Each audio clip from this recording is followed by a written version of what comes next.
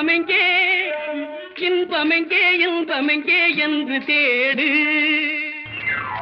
தினமும் எழுந்துக்கிறது காதலை நோக்கி. காதல் அது எங்கிருந்த போதும் அதை நாடி ஓடு.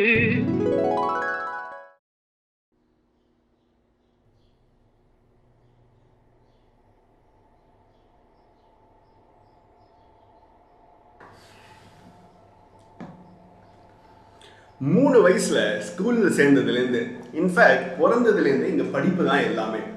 திணிப்பா இருந்தாலும் இல்லாட்டியும் 22 வயசு வரைக்கும் அட்லீஸ்ட் படிச்சே வாழ்க்கை ஓடிடுது. Preschool, kindergarten, school, 10th 12th college, அதுக்கு மேலே ட்ரைனிங், ஸ்பெஷலைசேஷன், இன்னும் சில வருஷங்கள். இதெல்லாம் படிச்சு தெரிஞ்சு அறிவாளின்னு ஆகிற முயற்சியில நிறைய கத்துக்க என்னடா இதுன்னு ஆகி அப்போ எவ்வளோ கத்துக்கிட்டாலும் கட்டுறது வெறும் கைமண் அளவு தானான்னு இருக்கு. இங்க சராசரி குடும்பத்துல பிறந்த எல்லாருக்குமே இதுதான் வாழ்க்கை. படிப்பு, அறிவை வளர்த்துக்கணும். அதுக்காக டியூஷன் போக வைக்க, நல்ல காலேஜில் சேர என்ட்ரன்ஸ் கோச்சிங் கிளாஸ் போக வைக்க, சிலபஸ் படிப்பு மட்டும் பத்தாதுன்னு மேலும் பல புக்ஸ் யாரோ சொல்லியோ வாங்கியோ கொடுத்து அதை வேற படிக்கும் போதெல்லாம் இதெல்லாம் எங்கே இந்த வாழ்க்கையில் யூஸ் ஆக போகுதுன்னு நினச்சிக்கிட்டு அடுத்த அட்மிஷனுக்கு இந்த மார்க் தேவைங்கிற ஒரே காரணத்துக்காக படித்த விஷயங்கள். வீட்டில் சமைக்கும் போது பொருள் எடுத்துகிட்டு வர சொல்லி நம்மளுக்கே தெரியாமல் நம்ம சமையல் கற்றுக்கிட்டது. வீட்டில் ஷாப்பிங் போகும்போது அவங்க வாங்குறத பார்த்து எப்படி ஆட்டோ பிடிக்கணும், எப்படி நெகோசியேட் பண்ணணும்னு எல்லாம் கற்றுக்க. இது மாதிரி சில விஷயங்கள் நேரடியாக படித்து இல்லை யாரோ சொல்லி கொடுத்து கற்றுக்கிட்டு, சில விஷயங்கள் மற்றவங்க பண்ணுறதை பார்த்து கற்றுக்கிட்டு, காலம் போக போக படித்து கற்றுக்கிட்ட விஷயங்களும் பார்த்து கற்றுக்கிட்ட விஷயங்களையும் பார்த்து பகுத்து அறிஞ்சு ஆராய்ஞ்சி, ஓ இவங்க இதை தப்பாக பண்ணுறாங்க, இதை இப்படி தான் பண்ணணும்னு அந்த மாற்றத்தை எடுத்துகிட்டு வர ஒரு முயற்சியை எடுத்து அதை செயல்படுத்தும் போது அது சரியா தப்பான்னு கற்றுக்கிட்டு இப்படி அறிவை நோக்கிய வாழ்க்கை ஓடுது. ஒரு சப்ஜெக்டை பற்றி ஒரு பார்வை இன்னைக்கு வச்சுருக்கோம். இது வரைக்கும் அதை பற்றி கற்றுக்கிட்டதை வச்சு நாளைக்கு ஒரு நியூஸ், ஒரு டிபேட், ஒரு கண்டுபிடிப்பு, இதை அப்படியே புரட்டி போட்டுரும். இதில் வேலையை தக்க வச்சுக்க வேற.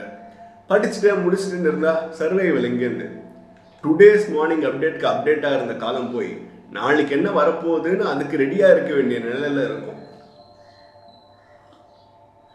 அதுலேயும் எவ்வளோ தெரிஞ்சுக்கிட்டாலும் இது முழுசாக தெரிஞ்சிருச்சுன்னு சொல்ல எதுவுமே இல்லை. பாயிண்ட்லெஸ்ஸாக இருக்கிற மாதிரியே இருக்கும். அறிவை தேடி ஓடி அறிவை வளர்க்குறது எல்லாமே வேஸ்ட்டு. எப்படியோ சாவ போகிறோம் ஒரு நாள். எதுக்கு இதெல்லாம்? டைம் வேஸ்ட்டுன்னு சொல்லலை. இப்போ இப்படி தேடி தேடி தெரிஞ்சு படிப்பதால் முதல்ல ஒட்டிக்கிற விஷயம் ஃபோமோ, ஒரு இன்செக்யூரிட்டி. ஒரு வேளை நம்மளுக்கு தெரியலையோ அதை பற்றி எது வந்தாலும் அப்டேட்டாக இருக்கணும் அப்படிங்கிற ஒரு அர்ஜ். கொஞ்ச நாளாக எதுவுமே அப்டேட் ஆகலைன்னா என்ன எதுவுமே ஆகலை, ஏன் அப்டேட் ஆகலைங்கிற ஒரு நம்ம. இதை விட மேஜரான விஷயமா நான் என்ன பார்க்குறேன்னா, ப்ராக்டிகாலிட்டியை படிப்பு ஸ்டாப் பண்ணிடும். இப்போ எப்படி சைக்கிள் ஓட்டணும்னு படிச்சுக்கிட்டே இருந்தா என்ன பையன், ஓட்ட வேண்டியது தான், அவ்வளவுதான் அது. இப்போ ஒரு ஏடிஎம்ல போய் பணம் எடுக்கணும். பெருசாக அவேர்னஸ் இல்லாமல் இருந்தால் சிம்பிள், போனோமா கார்டை போட்டோமா எடுத்தோமா வந்தோமா முடிஞ்சிருச்சு. இதுவே 4 நியூஸ் பேப்பரை படித்தா ஒருவேளை கார்டு ஸ்டக் ஆயிருமோன்னு ஒரு பயம். அது கடைசியில் கார்டு வெளில வர வரைக்கும் இருக்கும். பின் என்ட்ரு பண்ணும்போது கீழே ஏதோ டிவைஸ் வச்சு எடுத்துக்கிறாங்களாமேன்னு யாராச்சும் சொல்லியிருப்பாங்க. ஐயோன்னு பயந்துக்கிட்டே பின்னை போட்டு எந்த பிரச்சனையும் இல்லாமல் கேஷ் கரெக்டாக டிஸ்பென்ஸ் ஆகணும்னு அந்த அன்சர்டனிட்டியை ஏற்றுக்க முடியாமல் ஆங்ஸைட்டியோடையே பார்த்துக்கிட்டு அந்த கேஷையும் எடுத்துட்டு கார்டையும் எடுத்துட்டு வெல்கம் ஸ்க்ரீன் வந்ததும் வெளில வரும்போது அடுத்து யார் உள்ளே போவாங்க தெரியலையே அப்படி ஒரு பயம். ஏன்னா யூஸ் பண்ண மிஷின்லேருந்து கைரேகையை எடுத்து அந்த ஃபிங்கர் பிரிண்ட்டை வச்சு அக்கௌண்ட் ஆக்சஸ் பண்ணுறாங்களாமேன்னு வாட்ஸ்அப்பில் ஒரு மெசேஜ் வந்திருக்கும். அப்போ தான் ஞாபகம் வரும், ஐயோ பயோமெட்ரிக் ஆக்சஸ் ஆதாரில் இன்னும் ஆஃப் பண்ணலையேன்னு. இவ்வளோ தாட்ஸ் எதுக்கு? போய் கேஷ் எடுத்துகிட்டு வரதுக்கு. ஆனால் ரியாலிட்டியில் பயந்து யோசிச்சு எதுவுமே நடந்திருக்காது. இது எதுவுமே தெரியாமல் வெறும்ன ஏடிஎம்லேருந்து காசு எடுத்துகிட்டு வந்தவனுக்கும் இவ்வளோ யோசிச்சு பயந்து எடுத்துகிட்டு வந்தவனுக்கும் ரியாலிட்டியில் நோ டிஃப்ரென்ஸ். போனாங்க, எடுத்தாங்க, வந்தாங்க, அவ்வளவுதான்.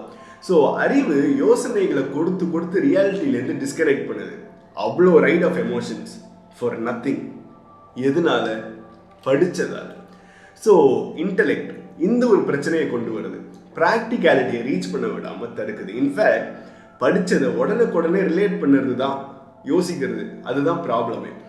ஸோ இங்கே நான் பழக வேண்டிய விஷயமா பார்த்தது தேவைப்படும் போது யோசிக்கணுங்கிறது. ஒரு கால்குலேட்டர் மாதிரி சும்மா உட்காந்து கணக்கு போட்டுக்கிட்டே இருக்குமான்னு, நம்ம அங்கே என்ட்ரு பண்ணாதான் அது கால்குலேட் பண்ணும்.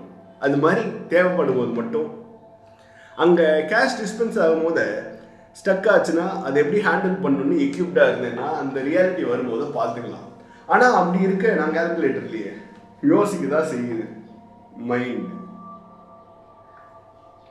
ஸோ ஃபர்ஸ்ட் ஒரு குருட்டு நம்பிக்கையை வளர்க்க ட்ரை பண்ணேன். எது வேலையும் இல்லை, அப்படி என்ன தப்பாக போக போகுதுன்னு ஒரு நம்பிக்கை. அது வரும்போது ஸ்லோவாக யோசிக்க குறைய ஸ்டார்ட் பண்ணிச்சு. ஆனாலும் ஏதோ தப்பாகிற போகுதுன்னு தோணிக்கிட்டே இருக்கும். சரின்னு ஒரு கட்டத்தில் தப்பானதான் என்ன, அதான் அறிவு இருக்கே பார்த்துக்கலான்னு வரும்போது அறிவு இருக்காங்கிற சந்தேகம் தான் பிரச்சனைன்னு தெரிய வந்துச்சு. அது ஏன்னு பார்த்தா அறிவு இருக்குன்னு நினச்சி கால்குலேட் பண்ணி செய்ய பார்த்த விஷயங்கள் didn't turn out the way I planned. அறிவு வேஸ்ட்டுன்னு தெரிஞ்சதை மறக்க ட்ரை பண்ணலான்னு யோசிச்சா அது இன்னும் பேர்டனாக தான் இருந்துச்சு. அங்கே தெரிய வந்தது பிளான் பண்ணுறது தான் தப்பு. பிளான் பண்ணுறதை குறைக்கும் போது ஆட்டோமேட்டிக்காக ரியாலிட்டி அதுவாக இருக்க ஆரம்பிக்குது, கம்மி யோசனைகளோட. இப்போதைக்கு இதுக்கு அறிவே தேவையில்லைன்னு தோணுது. அப்படியே வாழ்க்கையா ஆஸ் இட் இஸ் அதை நோக்கி one day at a time கொஞ்சம் கொஞ்சமாக ஹோப்பிங் ஒரு நாள் எந்த யோசனையும் இல்லாமல் அறிவு இருக்குன்னு எந்த ட்ரேஸும் இல்லாமல் ஃப்ரெஷ்ஷாக லைஃப்பை எக்ஸ்பீரியன்ஸ் பண்ணுவேன்னு இருக்கிறது இருக்கிற மாதிரி அப்படியே வித்தவுட் எனி ஃபில்டர்ஸ். அதுதானே காதல். இன்பமெங்கே என்று தேடு.